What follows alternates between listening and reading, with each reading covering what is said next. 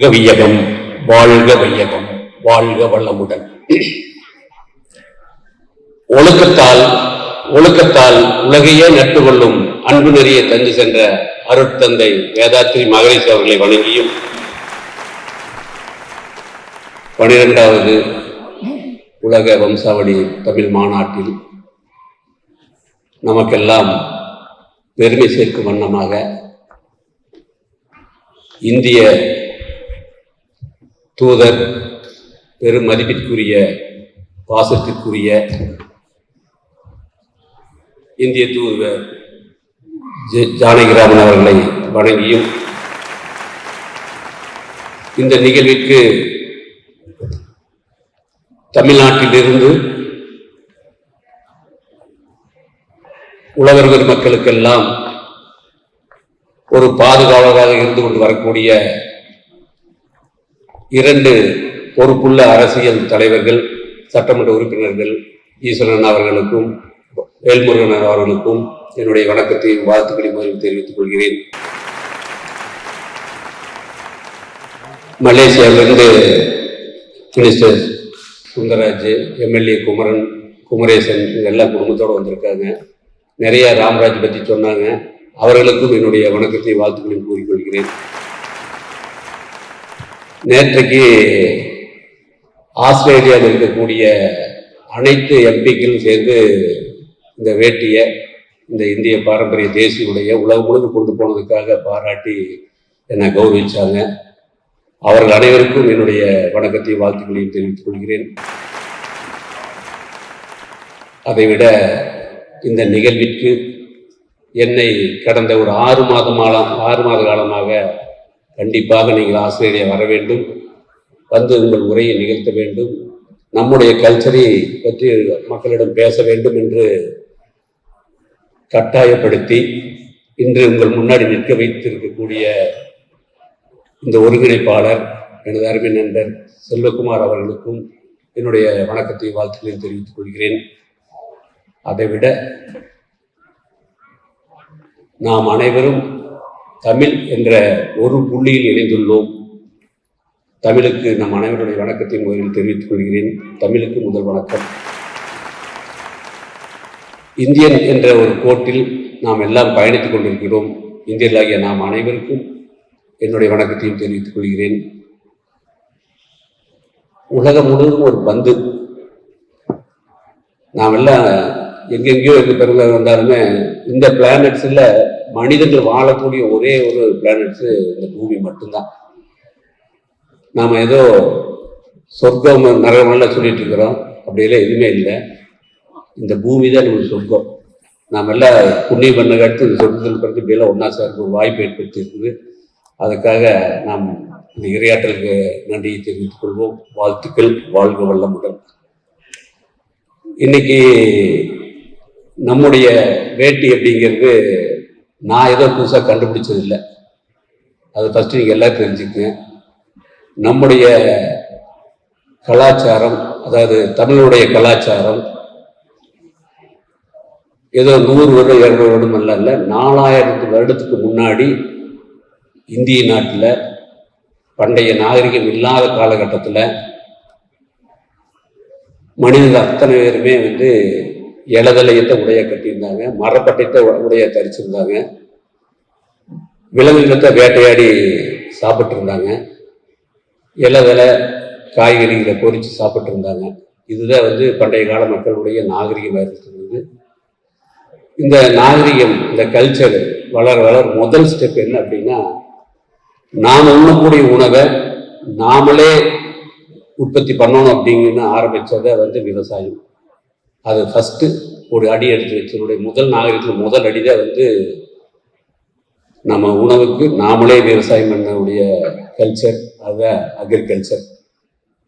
அது சார் பார்த்தா கொங்கு பெல்ட்லேருந்து ஈஸ்வரனை வந்திருக்காங்க, நாட்டிலிருந்து வேல்முருகன் வந்திருக்காங்க. இவங்க எல்லாமே விவசாய தொழில் அடிப்படையாக இருக்கக்கூடிய மக்களுடைய கோரிக்கையில் சட்டமன்றத்தில் பேசுறதுக்காக சட்டமன்றத்துக்கு போனவங்க எல்லாருமே. ஏன்னா உலகத்தில் முதல் 3 தொழில் முக்கியம். முதல் தொழில் உண்ணும் தொழில் விவசாயம், அடுத்தது உடுத்த உடை. அந்த விவசாயத்திலிருந்து எடுத்த பருத்தியில எடுத்த நூல்ல முதல் உடையா தயார் பண்ணினது உலகத்திலேயே முதல் உடை வேட்டி அப்படிங்கிறது எல்லாரும் தெரிஞ்சுக்கு. இன்னைக்கு உலகத்துல எந்த இடத்துக்கு போனாலுமே நாம பேசினாத்தான் நம்ம இந்தியனா தமிழ்நாடான்னு தெரியும். ஆனா வேட்டி கட்டியிருந்தாலே போது அது தமிழுடைய அடையாளம் சொல்லி பேசுறாரு. ஏன்னா நான் 3 நாள் அந்த அனுபவிச்சுட்டு இருக்கிறேன், ஒவ்வொரு இடத்துலையும் அனுபவிச்சுட்டு இருக்கிறேன். எங்க போனாலும் முதல் மரியாதை கிடைச்சிட்டே இருக்குது இந்த வேட்டி கட்டுறதுனால. அதனால தமிழ் மொழி தோன்றதுக்கு முன்னாடி தோணுது வேட்டி. பழைய சித்திரத்தை பாருங்க, பழைய இலக்கியத்துல பாருங்க, திருவள்ளுவர் பாருங்க, தெய்வ சிற்பத்தை பாருங்க, எல்லாமே வேட்டி கட்டு உருவத்தை பார்த்துக்கலாம். அந்த காலத்துல வேட்டி நூலுடைய இருந்த காட்டித்தான் ஆண்களும் வேட்டி கட்டியிருந்தாங்க, பெண்களும் வேட்டி கட்டியிருந்தாங்க. இன்னைக்கு கேரளாக்குள்ள போனீங்கன்னா பெண்கள் வேட்டி கட்டிங்க செட்டு மட்டும் கட்டிக்கிறீங்களா பார்க்கறதுக்கு ஒரு பெரிய வாய்ப்பு இருக்கு. காலகட்டத்துல நிறைய ட்ரெஸ் மாறிடுச்சு, சேலையாம சுடிதாராம மாறிடுச்சு எல்லாமே. பட் இன்னைக்கு அந்த வேட்டி ஆண்கள் கட்டிட்டு இருக்க நம்ம எல்லாத்துக்கும் தெரிஞ்ச விஷயம். இந்தியா 4000 இடத்துல இருந்து நாகரிகம் வளர வளர முகலாய பேரரசு வந்தது. அதுக்கு அடுத்தது பிரிட்டிஷ் கவர்மெண்ட் வந்தது. 1947 இந்தியாவுக்கு சுதந்திரம் கிடைச்சது. இந்தியாவில் இருக்கக்கூடிய அத்தனை சொத்துக்களையும் அத்தனை விஷயத்தையும் பிரிட்டிஷ் கவர்மெண்ட் எடுத்துட்டு போயிடுச்சு. கூடயே அந்த இந்தியனுடைய கலாச்சாரத்துடன் வேட்டியும் எடுத்துட்டு போயிட்டு வெஸ்டர்ன் கல்ச்சருக்கு கொடுத்துட்டு போயிட்டாங்க. அந்த காலகட்டத்தில் எல்லாருமே நம்முடைய தொகுப்பாளர் ஜான் சொன்ன மாதிரி வேட்டி கட்டினா அவர் ஏதோ சாதாரண பாமர மக்கள், படிக்க தெரியாதவன், வேறு ஒரு ரப்பர் செட் போட்டிருப்பாரு, இல்லை அப்படின்னா ஒரு சைக்கிள் வச்சிருப்பாரு, அதுக்கு மீன் ஒரு டிவி சீட் வச்சிருப்பாரு. இப்படித்தான் எல்லாத்துடைய கணிப்பாக இருக்குது. பழைய காலத்து சினிமாவிலேயே ஜான் சொன்ன மாதிரி ஹீரோ எல்லாமே கோட் செட்டை போட்டிருப்பாங்க. அங்கே வேலை செய்கிறவங்க வேட்டி கட்டிட்டு கிச்சில் துண்டு வச்சுட்டு குமிஞ்சு நின்று இருக்கிற மாதிரி தான் சீனை இருக்கு எல்லாத்தையுமே. 20 வருடத்துக்கு முன்னாடி பார்த்தா கூட கல்யாணம் பண்ற கூட மாப்பிள்ளை கூட கோட் சூட் தான் போட்டிருப்பாரு. இங்க போட்டு பார்த்தீங்களா, தலை மட்டும் தான் இருந்தது, கீழே வேற யாரும் தெரியல. செல்வகுமார் என்னைய ஆஸ்திரேலியா வரும்போது என்னைய ஒரு பெரிய தோரணையை காமிக்கணும் அப்படிங்கிறதுக்காக ஏதோ பண்ணி போட்டாரு. பரவாயில்ல, தலைமட்டம் மாத்தா வச்சாரு, அது சந்தோஷம். ஏன்னா அந்த கோட் சூட் போட்டாக்க மிகப்பெரிய மதிப்பு இருந்த காலகட்டத்தில் தான் இந்த தொழிலுக்குள்ள உள்ள நான் போறேன். எங்களுடைய குடும்பம் விவசாய குடும்பம். தமிழ்நாட்டில் கோயம்புத்தூருக்குள்ள அந்த காலத்தில் கோயம்புத்தூர் மாவட்டத்தில் அவனாசிங்கிற ஊர் தான் இந்த ஊர். அப்பா அம்மா அண்ணன் 4 பேர் தான், சின்ன சின்ன ஃபேமிலி விவசாய குடும்பம். எஸ்எல்சி வரைக்கும் படித்தேன். எஸ்எல்சியில் மேற்கொண்டு படிக்க முடியாத அளவுக்கு வசதி வாய்ப்பு இல்லாதனால டைப் ரைட்டிங்கில் 2 மார்க் இல்லாத ஃபர்ஸ்ட் கிளாஸில் ஃபெயில் ஆனதுனால அந்த படிப்பை நிறுத்திட்டு திருப்பூரில் ஒரு கதற்கடைக்கு வேட்டி வியாபாரத்துக்கு போய் சேர்ந்தேன். அந்த காலகட்டத்தில் திருப்பூரில் மெயின் தொழில வேட்டி தான். இன்னைக்கு டாலர் சிட்டி எக்ஸ்போர்ட் பனியன் நிறைய இருக்குது. 1936க்கு பின்னாடி தான் பனியன் தொழில் வந்தது. அதுக்கு முன்னாடி திருப்பூர் சுற்றி இருக்கிறது எல்லாமே நெசவு தொழில் தான். மகாத்மா காந்தி இந்தியா சுதந்திரம் வாங்கிறதுக்காக இந்தியா முழு சுற்றுப்பயணம் பண்ற போது 5 முறை தமிழ்நாட்டுக்கு வந்திருக்காரு. அந்த 5 முறையுமே திருப்பூர் வந்திருக்காரு. ஏன்னா அங்க நெசவாளர் அதிகமா இருக்குது அப்படிங்கிற காரணத்துக்காக 5 முறை வந்திருக்காரு. மகாத்மா காந்தி இந்திய சுதந்திரத்துக்கு அவர் எடுத்திருந்த டூல் 2 டூல். ஒன்று அகிம்சை, இன்னொன்று சுதேசி இயக்கமான வேட்டி. உப்பு சத்தியாகிரம் பண்ற போது உலகமே அறிந்து பார்த்தது. அதே மாதிரி அடுத்த சம்பவம் நடந்து உங்களுக்கு எல்லாம் தெரிய வாய்ப்பு இல்லை, இருந்தாலும் இந்த நிகழ்வு சொல்லிக்கிறேன். 1921 அவர் தமிழ்நாடு சுற்றுப்பயணம் வர்றபோது மதுரையில் அங்கே இருக்கிற பாவர்ட்டி எல்லாம் பார்த்துட்டு, இவ்வளவு கஷ்டப்படுறாங்களே, இவ்வளோ பெரிய மக்கள் இவ்வளோ கஷ்டப்படுறாங்களே, சாதாரண ஒரு வேட்டி கோமணம் மட்டும் கட்டியிருக்காங்களேன்னு பார்த்துட்டு அந்த வறுமையில் அவருடைய மனசு பதபதிச்சு 1921 ஜூன் 21 நைட்டு அந்த மதுரையில் தங்கியிருக்கும் போது பல சிந்தனை இனிமேல் நம்மளுக்கு எதுக்கு இந்த சொபிசியேட் ட்ரெஸ் எல்லாம். அப்போல்லாம் ஆரம்ப காலத்தில் ஒரு குஜராத் ட்ரெஸ்ஸை போட்டிருந்தாரு.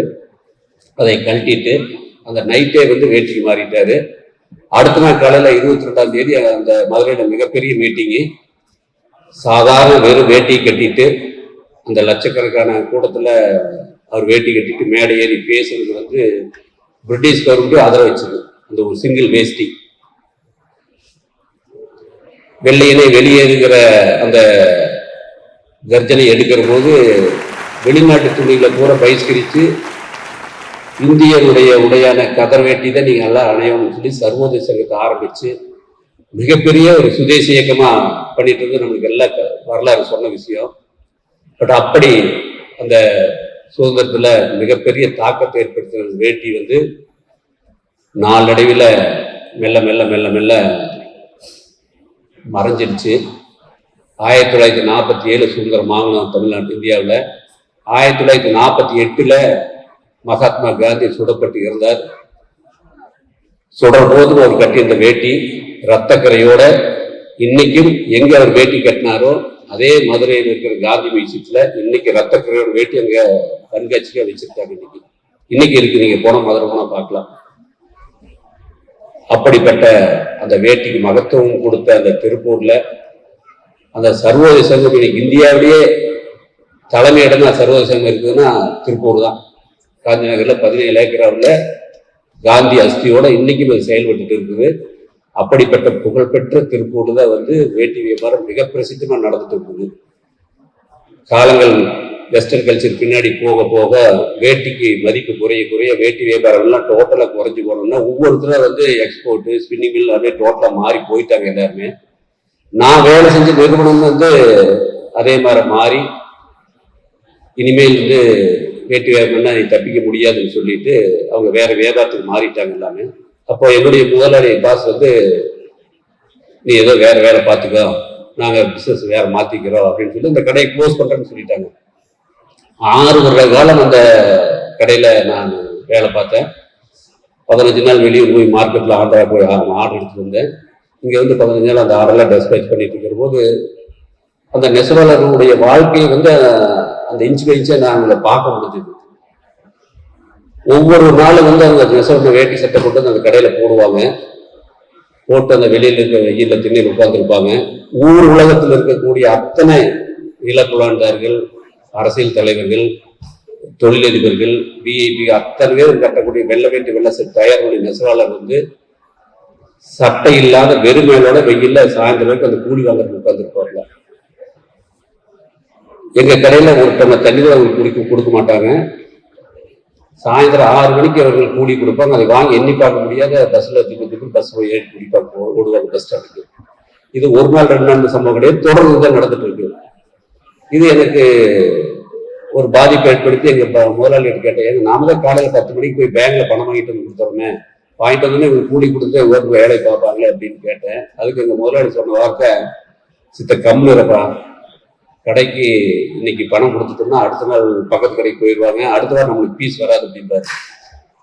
அப்போ எனக்கு என்ன மனசுல பட்டதுன்னா, ஒரு தொழில் நெசவு தொழில் 20 வருடம் குடும்பத்தோடு சேர்ந்து பண்றாங்க, ஆனா அவங்களுக்கு எந்த சுதந்திரம் இல்லாம இருக்குதே அப்படின்ட்டு எனக்கு அது அந்த சம்பவம் எல்லாம் மனசுல ஆழமா பதிஞ்சது. எல்லாத்தையுமே அவங்களுடைய வாழ்க்கை மேலேயும் அவங்க வாழ்வாதாரத்துல எனக்கு மிகப்பெரிய அனுதாபம் ஏற்பட்டது. அவங்க மேல ஒரு பற்றுல வந்து அவங்க ஏதாவது ஒரு நம்ம காப்பாற்றோமே அப்படின்னு ஒரு உணர்வு இருந்தது. ஆனா அந்த கடையே நடைமுறைக்கு இல்லாம நின்று போகும்போது அன்னைக்கு நான் எடுத்த முடிவு, எல்லாரும் கடையை நிறுத்திட்டு போயிட்டான், அந்த நெசவாளர் என்ன பண்ணுவாங்க, எல்லாரும் எக்ஸ்போர்ட்டுக்கு எல்லாரும் வந்து ஸ்பின்னிங் மில்லுக்கு போயாச்சுன்னா அந்த கிராமப்புற நெசவாளர் வாழ்வாதாரம் என்ன ஆகுது ஒரு மிகப்பெரிய கேள்விக்குறி எனக்கு இருந்தது. அப்ப நான் என்ன முடிவுன்னா, 6 வருஷமா நம்ம இந்த கடையில மார்க்கெட் பார்த்துருக்கோம், நம்மளுக்கு சில பார்ட்டிகள் எல்லாம் தெரிஞ்சு வச்சிருக்கிறோம், ஏன் நான் ஒரு குறிப்பிட்ட நெசவாளர்ல காப்பாற்றலாமே அப்படின்ட்டு எங்க முதலாளிட்டு போய் சொல்றேன், ஐயா நீங்க கடை வேணா க்ளோஸ் பண்ணா பரவாயில்ல, நான் இந்த வியாபாரத்தை தொடர்ந்து பண்ணலான் இருக்கிறேன் அப்படின்னு. எங்க முதலாளி சொன்னாரு, ஏப்பா இது தற்கொலைக்கு பண்ற சமமா இருக்குது, இல்லை இப்படி முடிவு எடுக்கிறீங்க, இவ்வளவு பணத்தை போட்டு இவ்வளவு இன்ஃப்ராஸ்ட்ரக்சர் வச்சு எங்களால பண்ண முடியல, நீ எதுவுமே எல்லாரும் போய் பண்றீ அப்படின்னால. இல்லைங்க ஐயா, எனக்கு இந்த நெசவாளர்லாம் பார்க்கற போது அவங்களெல்லாம் விட்டுட்டு போறதுக்கு எனக்கு மனசு இல்லை, இப்படிதான் முடிஞ்ச வரைக்கும் என்னால முடிஞ்ச வரைக்கும் ஒரு 50 குடும்பத்தையும் அதை காப்பாற்ற முயற்சி பண்றேன் எனக்கு அப்படின்னு சொல்லிட்டு அடுத்து வீட்டுல கேட்டேன், இது மாதிரி நான் வேட்டி வியாபாரம் பண்றேன், எனக்கு கேப்டன் வேணும்னு. எதை மாமச்சாரெல்லாம் வந்து எக்ஸ்போர்ட் பிஸ்னஸ் பண்ணுறாங்க, அவங்க கார் வாங்கி ஓட்டிட்டு இருக்கிறாங்க, நீ அதை விட்டு போட்டு எதுக்கு வேட்டி வியாபாரம் பண்ணுற அப்படின்னாங்க. யாருமே வந்து என்கரேஜ் பண்ணல, எல்லாருமே டிஸ்கரேஜ் பண்ணாங்க. இந்த வேட்டி வியாபாரம் பண்ண வேண்டாம், ஏதோ எக்ஸ்போர்ட் பிஸ்னஸ் பண்ணு அப்படின்னு சொன்னாங்க. பட் என்னுடைய மனசுல அந்த விவசாயி, அந்த நெசவாளர்கள் வந்து ஒரு வேளை சாப்பிட்டு ஊர் உலகத்துக்கெல்லாம் வேட்டி சட்டாய்களை கொடுத்து வெறும் மேலோட இருக்கிறத பார்த்துட்டு இவங்களுடைய வாழ்வாதாரத்துக்கு நாம் உதவணும் அப்படின்னு முடிவு பண்ணிட்டு எப்படியே நண்பர்கள கடன் வாங்கி போட்டு 1983 அப்பா பேர் ராமசாமி, என் பேர் நாகராஜ், ரெண்டையும் சேர்த்து ராமராஜ் காட்டன் ஆரம்பிச்சு பிசினஸ் ஆரம்பிச்சாச்சு.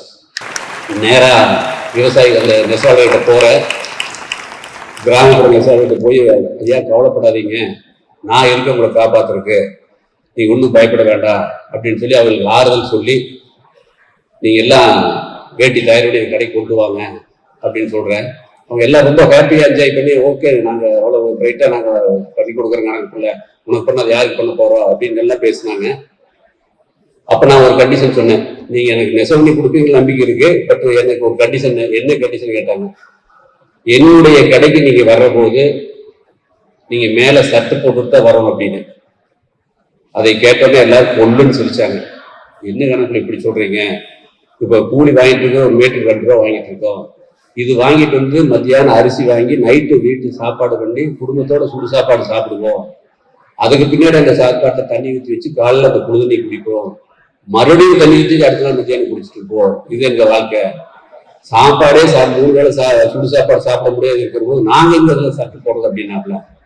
நான் கேட்டேன், 3 வேளை சுடு சாப்பாடு சாப்பிட்டு என்ன கூலி இருந்தா போதும் அப்படின்னு கேட்டேன். 2 ரூபா கூலி 3 ரூபா பண்ணி கொடுங்க, நாங்க 3 வேளை சுடு சாப்பாடு சாப்பிட்றோம் அப்படின்னாங்க. ஓகே, மேல சட்டு போடுறோம் அப்படின்னு கேட்டேன். 200 ரூபா சேர்த்து கொடுங்க, நாங்க சட்டு போட்டு வர்றோம் அப்படின்னாப்ல. எந்த விதமான மறுதளிப்பும் இல்லாம உடனே 2 ரூபா கூலியை 4 ரூபா பண்ணி தர்றேன், நீங்க நாளிலிருந்து 3 வேளை சாப்பிடுங்க, சட்டு போட்டு என்ற கடைக்கு வாங்கன்னு சொல்லி ஆரம்பிச்சது அந்த ராமராஜ் காட்டன்.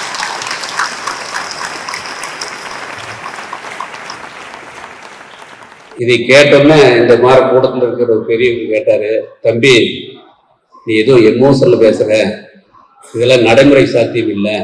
5-6 இலக்கத்தை வேட்டி வியாபாரம் பண்றவங்க எல்லாம் வந்து 2 ரூபா கூலி கொடுத்துட்டு 1.25 பண்றியா 1.5 பண்றேன்னு கேட்டுருப்பாங்க, நீ 2 ரூபாய் 4 ரூபா பண்ணி கொடுத்து எப்படி பண்ண போற, இது உனக்கு சரிப்பட்டு வராது, நீ எங்கேயாவது நல்ல வேலை பார்த்து போய் பொழைச்சிக்க அப்படின்னு. நான் யாரை காப்பாற்ற போனா அவங்களே எனக்கு அப்படியே தொழில் பண்ண வேண்டாம் அப்படின்னாங்க. நான் சொன்னேன், ஐயா நீங்க பயப்படாதீங்க, எனக்கு அந்த நம்பிக்கை இருக்கு, நான் பணம் நல்லா கேட்டுக்கு எல்லாம் நீங்க வணிகர்ல உட்காந்துருக்கிறீங்க, நான் பணம் சம்பாதிக்கணும்னு முடிவு பண்ணி பண்ணியிருந்தேன், எனக்கு தொழில் நிறைய இருக்கு, எனக்கு பணம் சம்பாதிக்கணும் முக்கியம் இல்லை, நெசவாளர்களே உங்களுடைய வாழ்வாதாரத்தை நான் பார்த்துருக்கேன், உங்களை காப்பாற்றணும் அப்படிங்கிறதுக்காக அந்த பிசினஸ் பண்றேன், பணம் சம்பாதிக்க எனக்கு வேற தொழில் இருக்கு அப்படின்னு சொல்லி அவங்கள கன்வின்ஸ் பண்ணி ஆரம்பிச்சு, ஒரு எல்லாத்துக்கும் ஒரே வேலை கொடுக்க முடியாது, முதல்ல நான் ஒரு 50 பேருக்கு வேலை வாய்ப்பு கொடுக்குறேன், அது நல்லபடியாக போச்சுன்னா நான் ஸ்டேஜ் இம்ப்ரூவ் பண்ணிக்கிறேன் அப்படின்னு சொல்லி அவங்க சமாதானப்படுத்தி ஆரம்பிச்சு 50 பேருக்கு நெசவு பண்ணி கொடுக்கறதுக்கு பாவனை கொடுத்து ஓட்ட ஆரம்பிச்சது.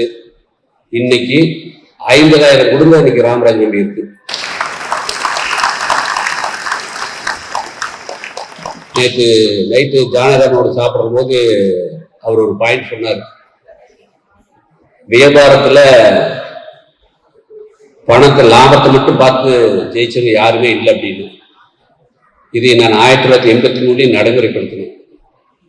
லாபம் மட்டும் வேணும் ஒரு தொழில் பண்ணியிருந்தோம்னா வேற ஏதோ பிசினஸ் போயிருப்போம், வேற பிசினஸ் போய் எக்ஸ்போர்ட் பண்ணியிருந்தோம் அப்படின்னா அந்த எக்ஸ்போர்ட் பிசினஸ் இன்னைக்கு இருக்கிறதுல வந்து பெரிய சிங்கமாட்டான், அந்த சிங்கத்தில் இருக்கிற வானில் இருக்கிற கடைசி முடியாத நான் இருந்திருக்கேன். இன்னைக்கு வேட்டி எடுத்து பண்ணங்க அடித்தேன், எறும்புக்கு தலையா இருக்க முடியுது, இன்னைக்கு இந்த சபையில உலகத்துக்குள்ள நான் பேச முடியுது.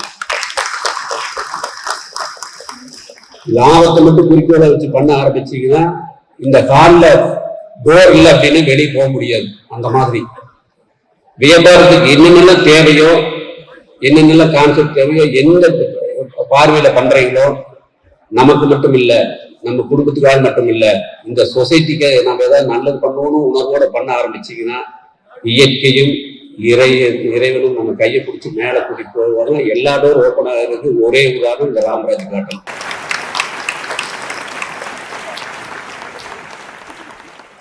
வேட்டி ஆரம்பிச்சாச்சு, மார்க்கெட்ல எல்லா கடையிலும் கொஞ்சம் கொஞ்சமா கொடுக்க ஆரம்பிச்சாச்சு, விற்பனை ஆயிடுச்சு. ஆனா நாம தயார் பண்ண வேட்டி நாமளே வேட்டி கட்டிட்டு போனா தான் நல்லா இருக்கு அப்படின்ட்டு எல்லா பக்கம் போறதும் வேட்டி கட்டிட்டு போவேன். ஒரு பேங்க் போனா கூட எக்ஸ்போர்ட் வியாபாரம் பண்ணிட்டு இருக்கக்கூடிய அந்த அக்கௌண்ட் பேன் போட்டு வருவாரு, நேரம் மேனேஜருக்கு போய் அந்த மெசேஜருக்குள்ள போய் பார்த்து பேசிட்டு வருவாப்புல. வேட்டிட்டு நான் போனேன், கொஞ்சம் உரம் உட்காருங்க அப்படின்பாரு. நில்லுங்க அப்படி உட்கார கூட சொல்ல மாட்டேன், நில்லுங்க அப்படின்பாங்க.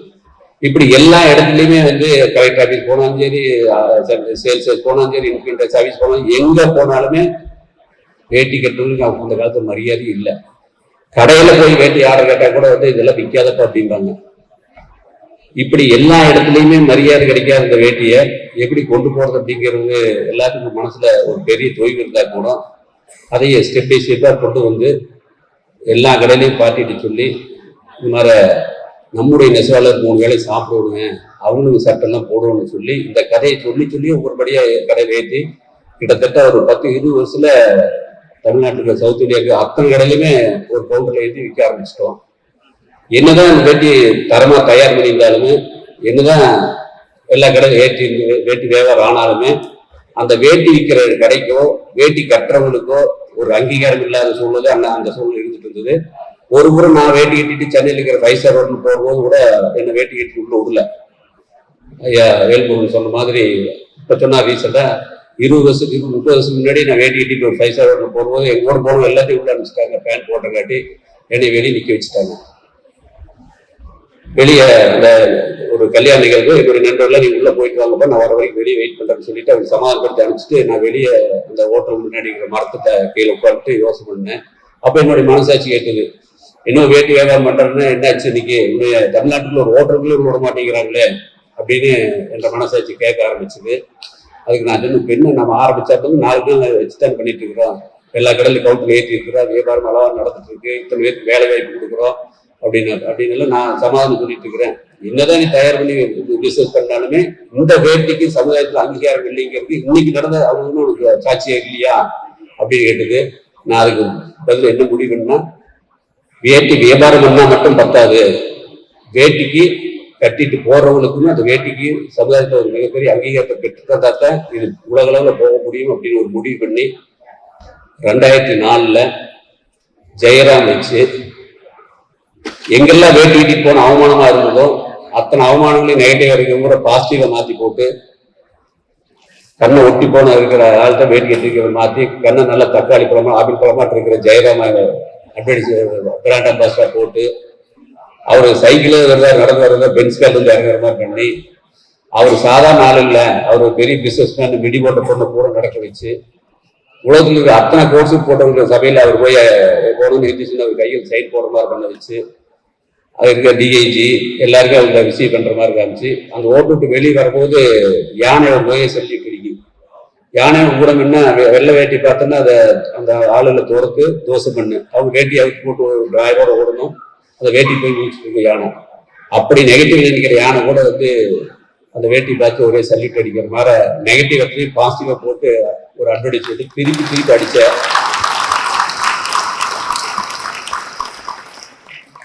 இன்னைக்கு 1000 பேர் கோட் சூட் போட்டுருக்கிற இடத்துல ஒரே ஒரு ஆள் வெள்ளை வேட்டி வேலை செய்யறதுனா அத்தனை பேர் இருந்துச்சு இன்னைக்கு மரியாதை பண்ணக்கூடிய அளவுக்கு அந்த வேட்டிக்கு பெருமை மதிப்பு வாங்கி கொடுத்தது இன்னைக்கு ராமராஜ் காட்டன். 20 வருஷத்துக்கு முன்னாடி மாப்பிள்ளை கூட வேட்டி கட்டிக்க மாட்டாரு, கோட் போட்டு தான் கல்யாணம் பண்ணுவாரு. ஆனா இன்னைக்கு ஒரு கல்யாணம்னா பிறந்த குழந்தை 6 மாசமான குழந்தை இருந்தா கூட வேட்டி கட்ட வச்சு கூட இருக்கிற பங்கு பங்காளி மாமச்சம் அத்தனை பேர் வேட்டி கட்டி இன்னைக்கு திருமணம் நடக்கிற நிகழ்வு அத்தனை இடத்துலையும் நம்ம பார்க்கிறோம். அப்படின்னா அந்த கல்ச்சரை ஏற்படுத்துறது ராமராஜ் காட்டன்.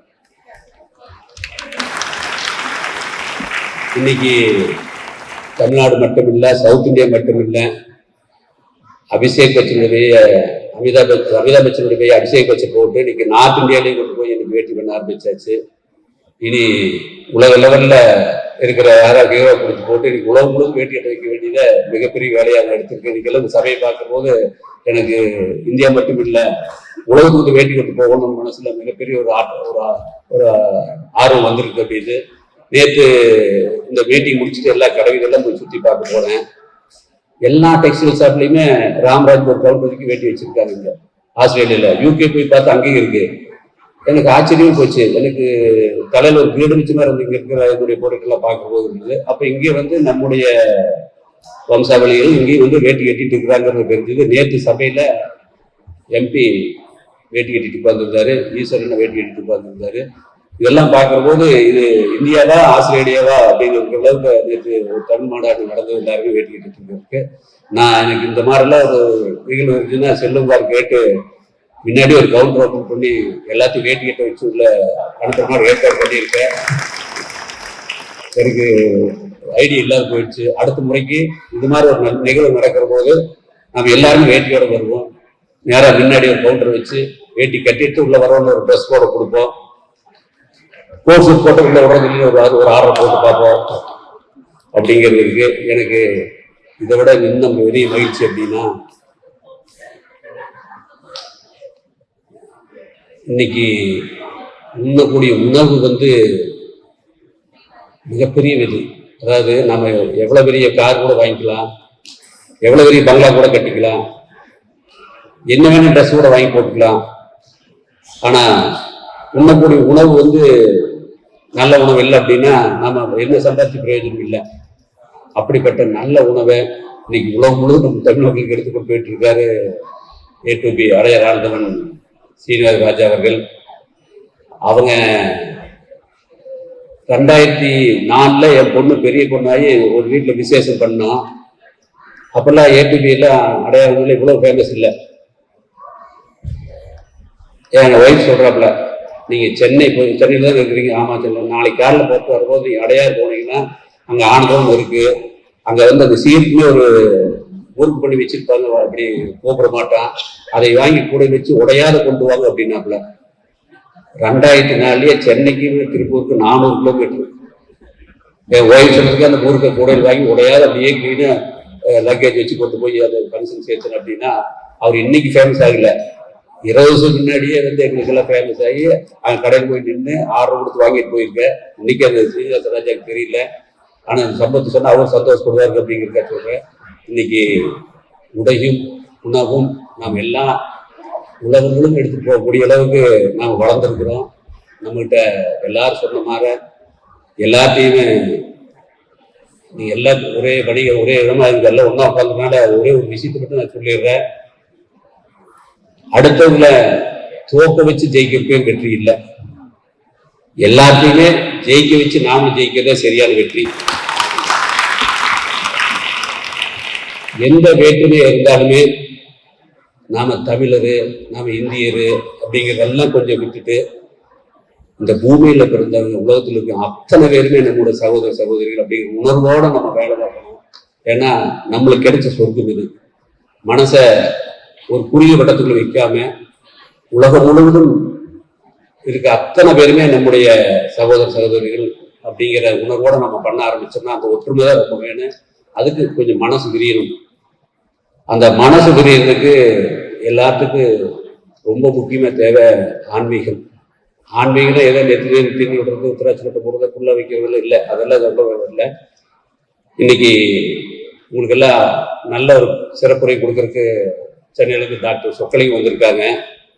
நேற்று சொன்னார் அவர், ஒரு நிமிஷம் கிடைச்சோன்னா அந்த ஒரு நிமிஷம் நல்லா பயன் சொல்லிட்டு இருக்காரு. எனக்கு வயசு 81. நான் இது வரைக்கும் மாத்திரை சாப்பிடல, 7 மாடி ஏறி இருக்கிறேன் அப்படின்னு அவர் டாக்டராக இருக்கிறனால இல்லை, மகரிஷியுடைய வேதாத்தினுடைய தத்துவத்தை அவர் உணர்ந்து பண்ணிட்டு இருக்கிறதுனால அந்த 81 வயசுல அவர் இன்னைக்கு வரைக்கும் நோய் நொடி எல்லாம் இருக்காரு. அதை பத்தி அவரே விவரமா சொல்லுவாரு. ஏன்னா சுந்தராஜன் வந்து 3 வீ சொல்லிட்டு போனாரு. நான் 2 வீ சொல்லிட்டு முடிச்சுக்கிறேன். 1 வேட்டி, இன்னொன்னு வேதாத்திரியம். 2 வச்சா W மீன்ஸ் ஒயிட். மனசு வெள்ளையா இருக்கிறதுக்கு வேதாத்திரியம், வெளியே வெள்ளையா இருக்கிறதுக்கு வேட்டி, ராமராஜ் வேட்டி.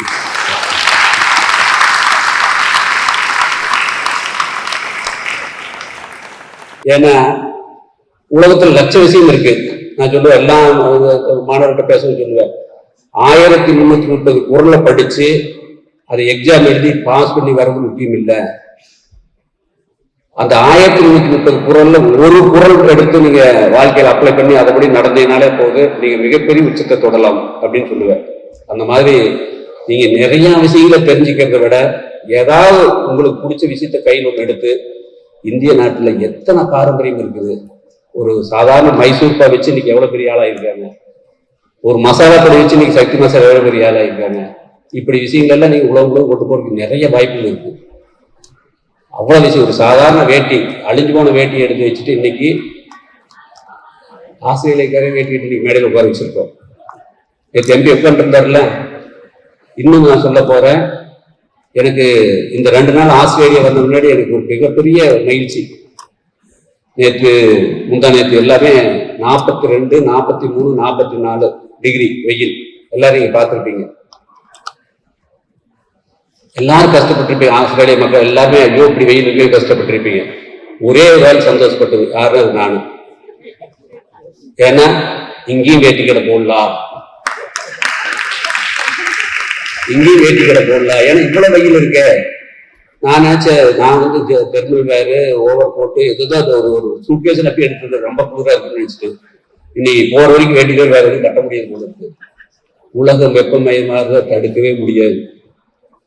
ஏன்னா நாங்கள் மரத்தை வெட்டிட்டே இருக்கிறோம், கார்பன் எச்சு பண்ணிட்டே இருக்கிறோம். இது எந்த காலத்துல குறைக்க போதில்லை, பேச்சுவார்த்தை மீட்டிங் தான் நடந்துட்டு செயல்பாட்டில் எதுவுமே இல்லை. ஏன்னா மக்கள் தொகை அதிகமாயிட்டே இருக்க உலக வெப்பமே ஆகிறது தடுத்தே இருக்குது.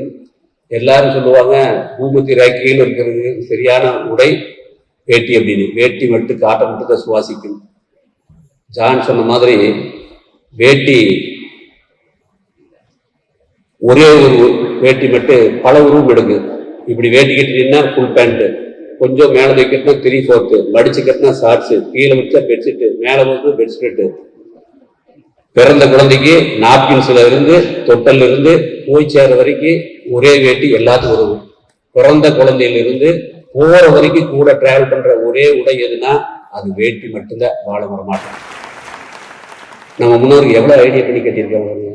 வேட்டிக்கு ஸ்டிச்சிங் கிடையாது, பட்டன் கிடையாது, பெல்ட் கிடையாது, புக்லஸ் கிடையாது. ஆனா எடுத்து கட்டின உடனே வேட்டி. அது எல்லாருக்கும் உபயோகப்படுது. அப்படின்னா எவ்வளவு அறிவான வேலை பண்ணி வச்சிருக்காங்க.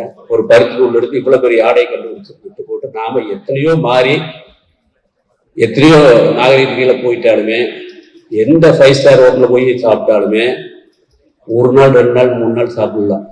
அதுக்கு நம்மளுக்கு போர் அடிச்சிருது. வீட்டில் போய் இலை போட்டு ரசம் ஊற்றி தயிர் ஊற்றி அதுக்கு அடையாளம் பண்ணிட்டு இருக்காங்க. சாப்பிட்டா எவ்வளோ ஒரு திருப்தி இருக்கோ அந்த திருப்தி நீங்கள் என்னதான் கோட் சூட் போட்டிருந்து, என்னதான் ஜீன்ஸ் போட்டு, என்னதான் ஷார்ட்ஸ் போட்டிருந்தாலுமே அந்த வேட்டி கட்டுற போது எப்படி தயிர் சாப்பாடு சாப்பிட்றது ஒரு மன திருப்தி கிடைக்குதோ அந்த ஆத்ம திருப்தி கிடைக்கிற ஒரே உடை நம்ம பாட்டம் கோவிலுக்கு கண்டுபிடிச்சு இந்த வேட்டி அப்படிங்கிறது மனசு வச்சுக்கோங்க. இந்த வேட்டியை இன்னைக்கு வந்து ஒரு குழந்தை வேட்டி கட்டிட்டு போட்டோ எடுத்தது. அடுத்த ஜென்ரேஷனுக்கு அந்த வேட்டி கட்டுற பழக்கத்தை பிறந்த பொழுது சாப்பாடு ஓட்டும் போது வேட்டி கட்டுறதுக்கு அந்த வேட்டி தயார் பண்ணி வச்சிருக்கோம். 80-100 வயசானது அவங்க கட்டுற வேட்டி தயார் பண்ணி கிட்டத்தட்ட 4000 வேட்டி தயார் பண்ணி வச்சிருக்கிறோம். 350 ஷோரூம் இந்தியாவில் இருக்கு. 15000 டீலர் கை பண்ணிச்சிருக்கிறோம். பர் டே 3 லட்சம் வேஷ்டி தயார் பண்ணிட்டு இருக்கோம். இது ஒரு எஸ்எல்சியில சாதாரண எஸ்எல்சியில ஃபெயிலான ஒரு நபரால பண்ண முடிஞ்சதுன்னா நீங்களே எவ்வளவு படிச்சிருக்கீங்க, நீங்களே எவ்வளவு அனுபவம் இருக்கு. எந்த விதமான பேக்ரவுண்டுமே கிடையாது. எங்க அப்பா பெரிய பணக்காரர் கிடையாது. நான் போய் எம்பிஏ போய் லண்டன்ல படிச்சுட்டு இல்லை. ஆனா அந்த நெசவாளர்ல காப்பாற்றணுங்கிற அந்த உணர்வு இருந்து பாருங்க, அந்த உணர்வை நீ கையை தூக்கிட்டு மேலே வைக்க. அதனால எதையே பண்ணாலுமே நீங்க தயவு செய்து அடுத்தவங்க நல்லா இருக்கும் உணர்வோட எந்த தொழில் பண்ணாலுமே நல்லா இருக்க முடியும் என்று கூறிக்கொண்டு கடைசியா எல்லாத்துக்கு ஒரு கதையை சொல்லிட்டு இந்த உரையை நிறைவு பண்ணிக்கிறேன். இது நான் பேசுனதுக்கு மனசுல அதிகமாக பற்றி நான் சொன்ன விஷயத்தை விட இந்த கதை நல்லா மனசுல படு. இதை கொஞ்சம் ஏன்னா அந்த கதை முடிஞ்சு உங்களுக்கு கேள்வி கேட்டேன், எக்ஸாம் கேட்டேன். அதனால கொஞ்சம் கவனமா கேட்டுக்குவேன். நீங்க எல்லாம் ஆஸ்திரேலியா சிட்டியில் இருக்கீங்க. எல்லாரும் ஒரு அவங்க பிசினஸ் பார்த்துட்டு இருக்கிறீங்க. சொந்தமா கார் வச்சிருக்கீங்க. உங்க ஆபீஸ்ல வேலை முடிஞ்சு அந்த கார் ஏறி வீட்டுக்கு போறீங்க. அந்த கார் வந்து ஸ்போர்ட்ஸ் கார், 2 சீட் தான் முன்னாடி இருக்கு. ஒரு சீட் நீங்க ஓட்டிட்டு போறீங்க, ஒரு சீட்ல காலியா இருக்கு. நீங்க ஆபீஸ்ல வீட்டுக்கு போயிட்டு இருக்கிறீங்க. ஆஸ்திரேலியா கரண்ட் கட் ஆகாத இருந்தாலும் சொல்றேன், கரண்ட் கட் ஆயிடுச்சு. பெரிய மழை இடிக்குது, மழை பெய்யுது, கம்ப்ளீட் எல்லாம் இருட்டாயிருது, ஒரே பிளாக்கா இருக்கு. எல்லாம் போயிட்டு இருக்கிற போது பளிச்சு ஒரு மின்னல் அடிக்குது. அந்த பஸ் ஸ்டாப்ல அந்த வெளிச்சத்துல பஸ் ஸ்டாப் நிற்கிற 3 பேர் தெரியுறாங்க. ஒருத்தர் பிரசவ வெளியில துடிச்சிட்டு இருக்கிறாங்க. அவங்களை கொண்டு போய் ஆஸ்பத்திரியில் சேர்த்துல அப்படின்னா அவங்க உயிர் போயிடும். அவ்வளவு வழியில் துடிச்சிட்டு இருக்கிறாங்க. அவங்க அந்த பிரசவ துடிச்சு நிற்கிறாங்க. இன்னொருத்தர் உங்க மனைவியா இருக்கலாம், இல்ல கல்யாணம் உங்க லவரா இருக்கலாம், அவங்க நிற்கிறாங்க. அடுத்தது நீங்க ஆஸ்திரேலியா வரவர், அவர் தான் காட்ஃபாதர். நீங்க இந்த அளவுக்கு வாழ்க்கை வேணும் அவர்களால் வர முடியாது. அப்படிப்பட்ட ஒரு காட்ஃபாதர் நிற்கிறார். இந்த 3 பேர் நிற்கிற போது அந்த சீட்ல ஒரு சீட்ல இருக்கு. யாரையும் காப்பாற்றணும்னு நினைப்பீங்க? பிரசவ வழியில இருக்கிறவங்கள கொஞ்சம் கை தூக்குங்க. பிரசவ வழியில் கூட்டிட்டு போறவங்க கொஞ்சம் கை தூக்குங்க. லவ்வர ஒய்ஃப ஒருத்தரும் இல்லையா? ஒருத்தர் கூட்டுள்ள போல இருக்கு. சரி, காட்ஃபாதர இல்லையா? இப்ப எல்லாருமே கை தூக்கிட்டீங்க. சரி, இதுக்கு ஏதாவது விட தெரிஞ்சு வேற இருக்கீங்களா? ஓ, அறிவாளி இருக்காங்க 2 பேர். சொல்லுங்க, கேட்டுக்கிறேன். அவர் இறங்கி அவர் மனைவி இல்ல கேர்ள் ஃப்ரெண்டோடு இருந்துப்பாரு. காரை அவரோட காட்ஃபாதர் கிட்ட கொடுத்துட்டு அந்த பிரசவ வேதனையில இருக்க பொண்ண ஹாஸ்பிட்டலுக்கு டிரைவ் பண்ண சொல்லி கூட்டு போக சொல்வாரு. ஜோரம் கை ஏன்னா நான் கிட்டத்தட்ட ஒரு 1000-2000 மீட்டிங்ல பேசியிருக்கிறீங்க. ஒரு ஆள் கூட பதில் சொன்னதில்லை. இந்த ஆஸ்திரேலியா மண்ணில் நீ எந்த தமிழ் இந்தியாவா? தமிழ்நாடு. தமிழ்நாட்டுக்கு ஒரு அறிவாளி நாங்க கீதா. நான் ப்ராப்பர் தமிழ் பொண்ணு, born and brought up in Chennai. எவ்வளவு அறிவாளிய இந்தியாவுக்கு ஏற்று ஆஸ்திரேலியா.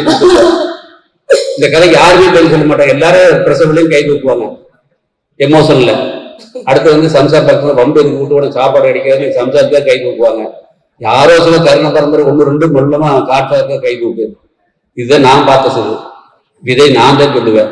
இறங்கி கார் சாவியை காட்ஃபாதர்கிட்ட கொடுத்துட்டு இந்த பிரசவலி அம்மாவுக்கு போய் ஆஸ்பத்திரி சேர்த்திட்டு நான் சம்சாரத்தோட வீட்டுக்கு போய் கரெக்டாக போற சாப்பாடு சாப்பிட்டுருப்பேன்னு அழகா சொல்லுவேன். பட் இன்னைக்கு இந்த விடைய கீதா மேடம் அறிவாளியை சொல்லிட்டாங்க. அதனால இந்த கதை எதுக்கு அப்படின்னா விட சொல்றதுக்காக இல்ல. எந்த செயல் நீங்க பண்ணாலுமே யாருமே பாதிக்கக்கூடாது. இது மைண்ட்ல வச்சுக்கு. நீ என்ன ஒரு முடிவு எடுத்தாலுமே நாம நல்லா இருக்கணும், நம்ம குடும்பம் நல்லா இருக்கணும், நம்ம சொசைட்டி நல்லா இருக்கணும் அப்படின்னு உணர்வோட பண்ணது மாதிரி முடிவு எடுத்துட்டீங்கன்னா எங்கேயுமே பிரச்சனை இருக்காது. நான் மட்டும் நல்லா இருக்கணும்னு எடுத்தா யாரோ கூட பதறாயிருவீங்க. அப்படிங்கிறதுக்காக உதாரணம் இந்த கார்கரை ஞாபகம் வச்சுக்கங்க. எந்த முடிவு எடுத்தாலுமே ராமராஜ் சொன்ன இந்த கார்கரை ஞாபகத்துக்கு வரைட்டு எந்த தீர்மானம் எடுத்தாலும் இந்த கதையை ஒரு தடவை ரெஃபர் பண்ணி பார்த்துட்டு தீர்மானம் எடுங்க. வாழ்க்கையில நீங்க எதுவும் பண்ண வேண்டியதில்லை. இயற்கை விளையாட்டு கையை பிடிச்சி மேல கூறிக்கொண்டு வந்திருக்கக்கூடிய அத்தனை நல்லுள்ளங்களுக்கும் குடும்பத்தில் உள்ள ஒவ்வொருவருக்கும் எல்லாம் உள்ள இறையர்களால் நீங்களும் உங்கள் குடும்பத்தில் உள்ள ஒவ்வொருவரும் உடல் நலம், நீலாயில், நிறை செல்வம், உயர் புகழ், ஞானம் பெற்று அனைவரும் ஓங்கி வாழ வாழ்க வளமுடன் வாழ்த்தி மேல்கிறேன். வாழ்க வளமுடன். நன்றி. இப்போ மக்கள்கிட்ட கேள்வி கேட்கக்கூடிய நேரம். அதுக்கு முன்னாடி யார் சக மனிதனுடைய துயரத்தை பார்க்கிறாங்களோ இறைவன் அவர்களை உயரத்துக்கு கொண்டு போவாங்க. ஒரு கவிதை சொல்லுவாங்க, நெசவாளினுடைய சட்டையில நெய்த நூலை விட தைத்த நூல் அதிகம் சொல்லுவாங்க. அவன் சட்டையில நெய்த நூலோட தைத்த நூல் அவ்வளவு தேடி போயிருக்குன்னு அவருடைய கிழிச்சலை தைத்த மனிதனாக, அவனை சட்டம் போட வைத்த மனிதனாக நம்முடைய ராமராஜ் ஐயா இருக்கிறதுதான். அதுதான் இந்த உயரம். அந்த ஒரே ஒரு எண்ணம் தான் உயரம். சக மனிதனுடைய துன்பத்தை யார் நினைக்கிறாங்களோ அந்த உயரத்துக்கு போவாங்க. அது மிக்க நன்றி. அதுக்கு என்ன கேள்வி வேணாலும் நீங்க கேட்கலாம். யார் கேட்கிறாங்களோ அப்படின்னா யாராவது கேள்வி கை மட்டும் தூக்குங்க.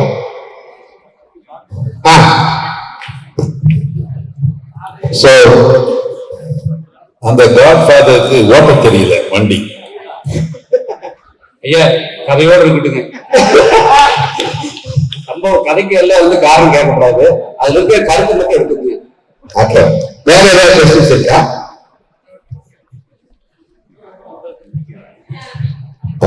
நிகழ்ச்சி வந்து கேளுங்க. ஐயா வணக்கம். உங்களை எனக்கு ரொம்ப பிடிக்கும். ஏடிபி சீனிவாஸ் அவர்களும் நீங்களாம் வந்து பொதுவாக நாங்கள் வெளிநாட்டில் இருக்கும்போது பேசிக்குவோம். குஜராத் வந்து ஒரு தொழில் நகரம், நார்த் இந்தியாவில் தொழில் பண்றவங்க அப்படின்ட்டு. அதை மாற்றக்கூடிய அளவில் ஃபர்ஸ்ட் எங்களுக்கு தெரிஞ்சது முருகப்பா தொழில் குடும்பம், அதுக்கப்புறம் அண்ணாமலை யூனிவர்சிட்டி, அழகப்பா யூனிவர்சிட்டி. இதை தவிர பெரிய லெவல் இல்லாமல் இருந்ததெல்லாம் மாறி இப்போ நீங்களாம் இருக்கிறது எங்களுக்கு ரொம்ப பெருமை. எந்த நாட்டில் போனாலும் ஏடிபி ரெஸ்டாரண்ட் அதெல்லாம் டெஃபினட்டா ஒரு ஐக்கனா இருக்கிறது எங்களுக்கு ரொம்ப சந்தோஷம். அதே மாதிரி எங்களுக்கு உங்க இன்டர்வியூலாம் ரொம்ப ரொம்ப பிடிக்கும். ஏன்னா இப்ப வந்து நாங்க ஃப்ரெண்ட்ஸ்ல பேசும்போது இந்தியாவில் எங்க இருந்து வந்திருக்க அப்படின்னு கேட்கும்போது தமிழ்நாடு அப்படின்னு சொல்லும்போது தமிழ்நாடுனா என்ன அப்படின்னு ஒரு சொல்லும் போது ஒரு பிராண்டடா நீங்களா இருக்கிறதுக்கு ரொம்ப சந்தோஷம். குறிப்பாக ராம்ராஜ் வேட்டி கேள்வி கேட்டீங்களா? கேள்வி என்னன்னு கேட்டீங்கன்னா கேள்வி என்னன்னு கேட்டீங்கன்னா இப்ப நீங்க நெகட்டிவா பாசிட்டிவா மாத்தலாம் அப்படின்னு நீங்க சொல்றீங்க இல்லையா? இப்ப வந்து நீங்க வரவங்கலாம் கோட் போட்டு வரவங்களை வந்து வேட்டி கட்ட வைக்கணும்னு நினைக்கிறீங்க இல்லையா? நீங்க எதிர்காலத்துல வேற என்ன இருக்கு? அதாவது பிளாஸ்டர் கோட்லாம் மூலம் ராம்ராஜ் மூலமா, ராம்ராஜ் காட்டன் மூலமா கொண்டு வர திட்டம் இருக்கா? நான் தான் சொல்லிட்டேன், 2 வீணு ஒயிட் அண்ட் ஒயிட் சொல்லிட்டேன். கீழே வேட்டி, அதாவது வந்து உலகத்துல லட்ச விஷயம் இருக்கு, நான் 2 விஷயத்தை எடுத்திருக்கிறேன். ஒண்ணு வேதாத்திரியம், இன்னும் வேட்டி. இது பண்றதுக்கு என்ற இந்த ஒரு தலைக்கட்டு பத்தாது, இந்த தலைமுறை பத்தாது. இன்னும் 7 தலைமுறை எடுத்தாலும் இது நிறைவேற்ற முடியாது எடுத்திருக்கேன். இன்னைக்கு நான் ஒருத்தர் வேட்டி கட்டி நிற்கிறேன், 8 பேருக்கு வேட்டி கட்ட வேண்டி இருக்குது. இதுக்கும் எத்தனை வேலை பார்க்க வேண்டியது இருக்கு. அதை விட்டு வேற எதுக்கு போகணும்? அதான் வேட்டிக்கு வேற எந்த சிந்தனையும் இல்லை. அடுத்த சொசைட்டிக்கு வந்து வேதாத்தியம் பண்ணிட்டு இருக்கேன். இந்த 2 மட்டும் தான் எடுத்திருக்கேன், வேற ரொம்ப கன்ஃபியூஸ் பண்ணிக்கிறது இல்லை. இதை பண்றதுக்கு என் வாழ்நாள் பத்தாது. நன்றி. அதுக்குதான் நாங்க என்ன பண்ணோம், எப்பவுமே வேட்டி கட்டி பார்க்க கோட்டு போடுவோம்னு சொல்லிட்டு டிசைனே கோட்ல போட்டோம். சரிங்களா? அது எங்களுடைய சந்தோஷம். பார்த்த வேற யாராவது விளையாட்டு வேற எதுவும் கேள்விங்கன்னா நம்ம அவரோட ஆங்கர் அங்க யூடியூபர், அவருக்கு கருத்தை கை தட்டி கொடுக்கணும். ஆஸ்திரேலியா ரொம்ப ஃபேமஸா இருக்கக்கூடிய யூடியூபர். ஒரு கேள்வி கேளுங்க அப்படின்னா ப்ளீஸ் கொடுத்துருவோம். சரி கேள்வி. ஐயா வணக்கங்க. இன்னைக்கு என் சின்ன பையன்லாம் வேட்டி கட்டுறான்னா அதுக்கு நீங்க தான் காரணம். ரொம்ப நன்றி. லேடிஸ்க்கு காட்டன்ல என்ன பண்ணலான்னு இருக்கீங்க? நான் ஷோரூம் போயிருக்கேன் இந்தியால, ஒயிட் கலர் சாரி மட்டும்தான் இருக்கு. அது கரெக்டுங்க. தினமும் கட்டுறதுக்கு அது பிராக்டிகலா இல்ல. அதனால இது என்னுடைய 2023 மேல நீங்க ஷோரூம் போயிருக்கீங்களா? இன்னும் போகல, அடுத்த மாசம் போறேன். சொல்லிடுறேன். 2021-22 வந்து கோவிட் வந்தது. நாங்க வந்து மணி டிமானிசேஷன் போது தனியார் வேலை வாய்ப்பு நேரத்துல 1983 தறி சட்டம் கேட்டது இன்னைக்கு வரைக்கும் ஓடிட்டு இருக்கு. இன்னைக்கு கோவிட் வந்து நாங்க தறி நிறுத்தல. ஒரு ஊர்ல 100 வரி ஓடுது, ஒரு 50 வரி வேட்டி ஓடுது, 50 வரி சேலை ஓடிட்டு இருக்கு. பட் நாங்க வேட்டி ஓட்டும் வந்து அந்த கோவிட் கூட எங்க தறி நிறுத்த ஓட்டிட்டு இருந்தோம். அப்போ சேலை தயாரிப்புல தறி ஓடல, யாரும் எடுக்கல. அப்ப அந்த சேலை தயாரிப்புல சேர்ந்து எங்க வீட்டுக்கு வந்தாங்க. வந்து ஐயா நீங்க வேட்டி மட்டும் தான் தயார் பண்ணிட்டு இருக்கிறீங்க, எடுத்துட்டு இருக்கிறீங்க, எங்களுக்கு சேலை இருக்கா, எங்களுக்கு சாப்பாட்டு கூட பணம் இல்லாத இருக்கு, தறி ஓட்ட முடியாது இருக்கு, ஏதோ எங்களுக்கு பார்த்து சப்போர்ட் பண்ணுங்க அப்படின்னாப்ல. நான் அந்த நண்பர் கேட்ட மாதிரி நான் வேட்டி தான் வேற எதுவும் பண்றது இல்லை, எனக்கு அதுக்கு மேல டைம் இல்லை அப்படின்னு சொல்லி அவங்களுக்கு எல்லாம் காய் கொடுத்து சமாதானம் அனுப்புறதுக்கு ஏற்பாடு பண்ணேன். என்னுடைய பெரிய டாக்டர் ஆர்டிஆரும் வந்து அப்ப கூட இதெல்லாம் இந்த கன்வர்சேஷன் எல்லாம் பேசுறதுல கேட்டிருந்தாப்ல. அப்போ ஒரு நிமிஷம் உள்ள வாங்க அப்படின்னாப்ல. உள்ள கூட்டு போய் நீங்க வேட்டி எதுக்காக ஆரம்பிச்சீங்க அப்படின்னாப்ல. நெசவாளர் இருக்காப்பா அப்படின்னு. அப்ப நெசவாளருக்கு வேட்டி என்ன சேலை என்ன, நெசவாளர் குறிக்கோடு அப்படின்னால எனக்கு வேற டைம் இல்லையாமே, இனிமேல் வயசு 65 ஆகி போச்சு, இனிமேல் நான் எங்க வேட்டியில சேலையில எடுத்து பண்றது முடியாது அப்படின்னால நான் எடுத்து பண்ணிட்டோம் அப்படின்னாப்ல. நான் எடுத்து பண்ணிட்டோம் அப்படின்னு கேட்டாப்ல. நல்லா பிள்ளை பெற்றவங்க எல்லாரும் இருக்கிறீங்க, மகனும் இருக்கலாம் மகளும் இருக்கலாம். ஆனா மகள் நம்மளை உணர்வுபூர்வமா நம்மளை சிரிக்க வைக்கிறது, நம்மளுக்கு கல்ல அழுகாட்சி வர வைக்கிறது 2 இடத்துல நடக்குது. ஒண்ணு ஏஜ் அட்டன் பண்ற போது, அடுத்து கல்யாணம் வெளியே போகும்போது. அதாவது மகளா இருந்தாலுமே அந்த ஆனந்த கண்ணீர் அந்த 2 நேரத்துல வர வைக்கும். எனக்கு 3வது வரைக்கும் அந்த ஆனந்த கண்ணீர் வர வச்சு அந்த ஸ்தலம் அந்த டைம் நல்லா பண்ணுமா அப்படின்னு சொல்லி இன்னைக்கு 3 வருஷம் ஆச்சு. கிட்டத்தட்ட அந்த வேட்டி சேலை எடுத்து இந்த ரம்யம் ராமராஜ் பேர்ல ரம்யம்னு பேர் வச்சு இன்னைக்கு பிராண்ட் பண்ணி இன்னைக்கு கொண்டு வந்துட்டு இருக்காப்புல. டி நகர்ல பனகல் பார்க் கடையில ஒரு ஃப்ளோரே சேலை மட்டும் வச்சிருக்க, போய் பாருங்க. ரொம்ப அழகான கேள்வி. அதனாலதான் சொல்றேன், அதாவது வேட்டி அப்படின்னா ஒரு காலத்துல பாரம்பரிய நாகரிகம் புதுமை பொலிவுடன் வச்சோம். அதுக்கடுத்து 2000 மேல ஒயிட் அண்ட் ஒயிட்டுக்கு மதிப்புன்னு வச்சோம். இன்னைக்கு குழந்தைகள்ல இருந்து இந்தியா வரைக்கும் குர்தா பைஜாமாலும் சேர வரைக்கும் வந்தோம்னா இந்தியாவுடைய கல்ச்சருடைய அப்படியுமே இப்போ ஒரு ரூட்கள் குடிக்கும் கல்ச்சர் ஆஃப் இந்தியா இன்னைக்கு ராமராஜ் கொண்டு வந்துட்டோம். கோட் சூட் விற்கிறதுக்கு, ஜீன்ஸ் விற்கிறதுக்கு லட்சக்கணக்கான கடை இருக்கு. ஆனா இந்தியாவுடைய கல்ச்சர் உடைய விற்கிறதுக்கு ஒரே கடை இருக்கு, அது ராமராஜ் மட்டும்தான். ரொம்ப நன்றி. ஒய்ஃப்காக நெருப்பாக பதிவு செய்ய மாட்டாரா? என்னங்க? ஓகே, மிக்க நன்றி. நல்ல கேள்வி. அடுத்து கடைசியான கேள்வி, லாஸ்ட் கொஸ்டின். சார் வணக்கம் சார். சார் பெரிய இன்ஸ்பிரேஷன் சார் நீங்க. ஆக்சுவலா பிசினஸ் விஷயத்துல ஒரே ஒரு கேள்வி. அதாவது கிட்டத்தட்ட 1983 இருந்து பிசினஸ் பண்றதா சொல்லிட்டு இருக்கீங்க. கிட்டத்தட்ட ஆல்மோஸ்ட் பல பேர் நாங்க பிறக்கிறதுக்கு முன்னாடி இருந்தே நீங்க பண்ணிட்டு இருக்கீங்க. It's not 1 day 2 day. Every day காலையில சீக்கிரம் நீங்க எந்திரிச்சு உங்களுடைய டாஸ்க் மேனேஜ் பண்ற மாதிரி இருக்கும். ஸோ அதுக்கு யூ நீட் கன்சிஸ்டன்சி. ஸோ ஒரு நாள் கூட டயர்ட் ஆகாம அது எப்படி கிட்டத்தட்ட ஆல்மோஸ்ட் 40+ years 42 years கிட்டத்தட்ட போயிட்டு இருக்கு. How you keep your consistency? அது எப்படி போயிட்டே இருக்குது உங்களுக்கு? கேட்கறதுக்கு காரணமே எங்களை மாதிரி யங்ஸ்டர்ஸ்க்கு ரொம்ப யூஸ்ஃபுல்லா இருக்கும். ஏன்னா ஒரு வாரம், ஒரு மாசம், ஒரு வருஷம் கழிச்சு இந்த பிசினஸ் ரொம்ப டயர்டா இருக்கு அப்படிங்கிற மாதிரி தோணும். பட் யூ டூயிங் ஃபார் 2 3 4 டெக்கேடா பண்ணிட்டு இருக்கீங்க. அதனால அதாவது இன்னைக்கு ஒரு பிசினஸ் ஆரம்பிக்கிற போது நம்ம என்ன நோக்கத்துக்காக பண்ணுவோம் அப்படின்னா, ஒரு டார்கெட் வச்சிருப்போம். இவ்வளவு டர்ன் ஓவர் பண்ணணும், இவ்வளவு தொகை லாபம் சம்பாதிக்கணும் அப்படின்னு எல்லாத்துக்கும் ஒரு மைண்ட் இருக்கு. அது சைபர் சேர்ந்தோம்னா கொஞ்சம் ஒரு சைபர் 2 சைபர் 3 சைபர் சேர்ந்தோம்னா ஃபர்ஸ்ட் ஒரு கார் ஸ்கூட்டர் வாங்குவோம், பைக் வாங்குவோம், அது மிகப்பெரிய வேல்யூ தெரியும்.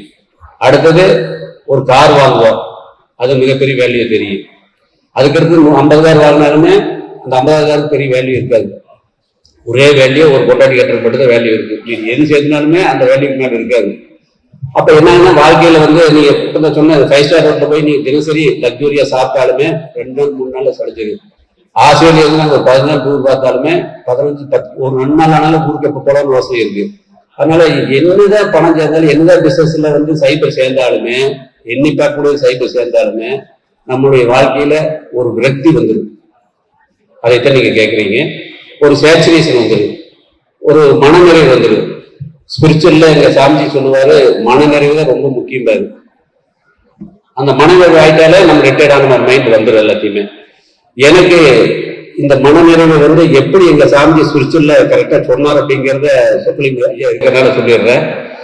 2000 நான் மகரேஷ் கிட்ட பயிற்சிக்கு போனேன். போற போது எனக்கு அப்பெல்லாம் வாழ்க்கை தெரியாது. பயிற்சி எடுத்தோன்னே எனக்கு அந்த அங்க இருக்கிற சப்ஜெக்ட் சத்துவமெல்லாம் ரொம்ப அஃபெக்ஷன் ஆகி பிடிச்சி எனக்கு அதனால ரொம்ப ஈடுபாடு ஆயிடுச்சு. 3 வருஷம் கழிச்சு அது இன்னும் நேரம் மகரிஷி கிட்ட போய் சொல்றேன், ஐயா நான் ஒரு 10 கோடி ரூபாய் டர்ன் ஓவர் நினைச்சிட்டு இருந்தேன், எனக்கு 50 கோடி டர்ன் ஓவர் வந்துடுச்சு, இனி போகுது, இனி இருக்கிறதெல்லாம் கணக்குல பார்த்துக்குவாங்க, அக்கௌண்ட்லேயே பார்த்துக்குவாங்க, அதனால இனிமேல் நான் இங்க ஆசிரமத்தில் ஏதாவது பொறுப்பெடுத்து இந்த மனவள கலையில ஏதாவது ஒரு பயிற்சி பண்ற மாதிரி ஏதோ ஒரு பொறுப்பெடுத்து வேலை பார்க்க ஆரம்பிச்சுக்கிறேன், இனி பிசினஸ் பார்க்கறது எனக்கு வேண்டாம், இங்க பாத்துக்கிறேன், எனக்கு ஏதாவது பொறுப்பு கொடுங்க ஐயா அப்படின்னு சாமிஜிட்டு கேட்டேன். இந்த கேள்வி கேட்டோன்னே, ஏன்னா நீங்க எல்லாம் தெரிஞ்சுக்கிறத சொல்றேன், உங்க கேள்விக்கு பதில் இங்க வருது. சாமிஜியை சொல்றேன், நான் சொல்ல சாமிஜி சொல்றேன், உனக்கு சங்கடம் இல்லாம மற்றவங்களுக்கு சங்கடம் இல்லாம இந்த வியாபாரத்தை எவ்வளவு தூரம் பண்றியோ அவ்வளவு தூரம் பண்ணு, பண்ணாத விட்டீங்கன்னா அது சமுதாய குற்றம் அப்படின்னாரு. எவ்வளவு வருத்தம் அடைக்கிறது பாருங்க. இங்க பயிற்சி எடுக்கிறது உங்களுடைய கடமையை சரியா செய்யறதுக்காக, இது மடம் இல்லை. இங்க உட்கார்ந்துக்கிறது, இங்க வேலை பார்க்கறது நிறைய பேர் இருக்காங்க. நீங்க இந்த கடை இந்த பிராண்ட் ஆரம்பிச்சு ஒரு 25 வருஷமா ஒரு விதை போட்டு ஒரு மரமா வளர்த்திருக்கீங்க, இதுல இப்ப காய் பிடிச்சிருக்குது, கொஞ்சம் பழம் பிடிச்சிருக்குது, இப்போ ஒரு பக்கெட் தண்ணி ஊற்றினா கூட லட்சக்கணக்கான காய் பிடிக்கு, இப்ப நீங்க வந்துட்டீங்கன்னா அங்க தண்ணி ஊற்ற கால இருக்க மரம் பட்டு போயிடுது, உங்களை இறைவன் படைச்சிருக்கிறது வந்து இந்த வேலை சரியா பார்க்கறதுக்காக. நீங்க அந்த கம்பெனியில முதலாளி கிடையாது, முதல் தொழிலாளி அப்படின்னு மைண்ட்ல வச்சுக்கங்க. பேங்க் கேஷியராக்கா, பேங்க் கேஷியருக்கு என்ன வேலை? கோடிக்கணக்கா பணம் வரும், கோடிக்கணக்கா பணத்தை கொடுப்போம். ஆனா 1ஆம் தேதி அந்த லாக்கல் பணத்தை எடுத்துட்டு போக முடியாது, லாக்கலுக்கு பணத்தை எடுத்துட்டு போக முடியாது. 1ஆம் தேதி கொடுத்த சம்பளத்தை வீட்டுக்கு எடுத்துட்டு போகும்போது அந்த எண்ணத்துல நீங்க வேலை பார்க்க ஆரம்பிங்க அப்படின்னு சொல்லி அடிச்சாரு. அன்னைக்கு நான் போட்டது இன்னைக்கு வரைக்கும் நான் எல்லையே கட்டல. எனக்காக வேலை செஞ்சு சாப்பிட்டேன்னா 2 இட்லி போதும் நிறுத்திருப்பேன். எங்க அம்மா கேட்பாங்க, ஒய்ஃப் கேட்பாங்க. எங்க அம்மா இந்த பக்கம் பிளேட்ல 2 சப்பாத்தி வைப்பாங்க, எங்க அம்மா சம்சாரம் இந்த பக்கம் கிரேவி ஊற்றுவாங்க. ஊற்றிட்டு நம்மளுக்கு 2 பொண்ணு தானே, எதுக்கு இத்தனை கஷ்டப்படுறீங்க, எதுக்கு 20 மணி நேரம் கஷ்டப்பட்டு வேலை பார்க்குறீங்க, எதுக்கு தினம் ஊர் ஊற்றிருக்கிறீங்க, வீட்லயே இருக்க மாட்டேங்கிறீங்க அப்படின்னு பேசுவாங்க. எங்க அம்மாவை சொல்லுவேன், உனக்கு 2 பசங்க தானம்மா, எனக்கு 50,000 கொடுத்து இருக்கு, எனக்கு 50,000 கொடுத்து இருக்கு அப்படிங்கிற போது அந்த டயர்டே வரதில்லை. டெய்லி 4 மணி நேரம் தான் தூங்குறேன். 20 மணி நேரம் வந்து டயர்டெல்லாம் வேலை பார்க்கறது. எனக்காக வேலை பார்த்தா நான் டயர்ட் ஆயிருப்பேன். இந்த நெசவாளருக்காக, இந்த சமுதாயத்துக்காக வேலை பார்க்கறதாட்டி டயர்டே வரதில்லை. இதுதான் உண்மை. அதாவது நம்முடைய தத்துவாரத்தில் வந்து 3 வீ சொன்னாரு, நீங்க 2 வீ சொன்னீங்க, நான் ஒரே வீ சொல்றேன். இந்த நிகழ்ச்சி உண்மையிலே மிகப்பெரிய வெற்றி. அதற்கு காரணம் நீங்கள் எல்லோரும் உங்களுடைய பேச்சு. உங்களுக்கு நாங்கள் மரியாதை செய்வதற்காக கான்செப்ட் ஜெனரல் அவர்களை நாங்கள் அன்போடு மேலுக்கு அழைக்கிறோம். அவரோடு ரத்தோஸ்ரீ அவர்களையும் வேலுநாதன் ஈஸ்வரன் அவர்களையும் ஒரு நிலையை பரிசு வழங்குவதற்காக நாங்கள் அன்போடு அழைக்கிறோம்.